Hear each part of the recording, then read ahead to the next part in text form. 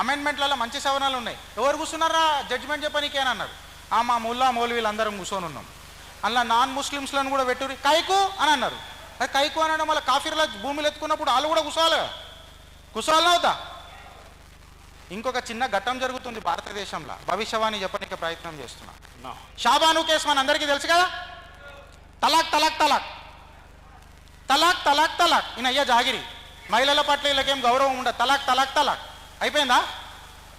ఇప్పుడు కేరళ నుంచి ఒక కేసు పడ్డది. సాఫియా, లాయర్లు ఎవరైనా ఉంటే నాకు హెల్ప్ చేయాలా. సాఫియా ఆమె ఏమన్నా తెలుసా, నేను ముస్లింలో పుట్టినందుకు నేను సిగ్గుపడుతున్నా, నా షరియాల అలా మహిళలకు హక్కు లేదు, ఇది మాట్లాడాలా.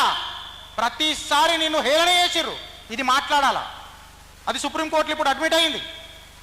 చీఫ్ జస్టిస్ ఆఫ్ ఇండియా గవర్నమెంట్కి అఫిడేవిట్ అడిగిండు, కౌంటర్ ఫైల్ చేయండి అని అన్నారు.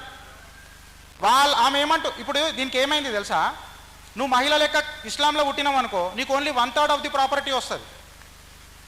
మిగతా ప్రాపర్టీ ఎక్కడ పోతుంది అని అంటే, వాళ్ళకి పిల్లలు లేకపోతే చాచా భతీజా వాళ్ళ పోరలు ఉంటారు కదా, వాళ్ళకు పోతుంది. అయ్యా జాగిరి, మహిళలను మహిళల లెక్క గౌరవించని నీ ధర్మమా అయ్యా? ఒకటి నాకు అర్థం కాదు. నేను ఆదిపద పరాశక్తి అన్నం రాగా అన్నమా లేదా? ఇప్పుడు ఇది దాఖలైంది.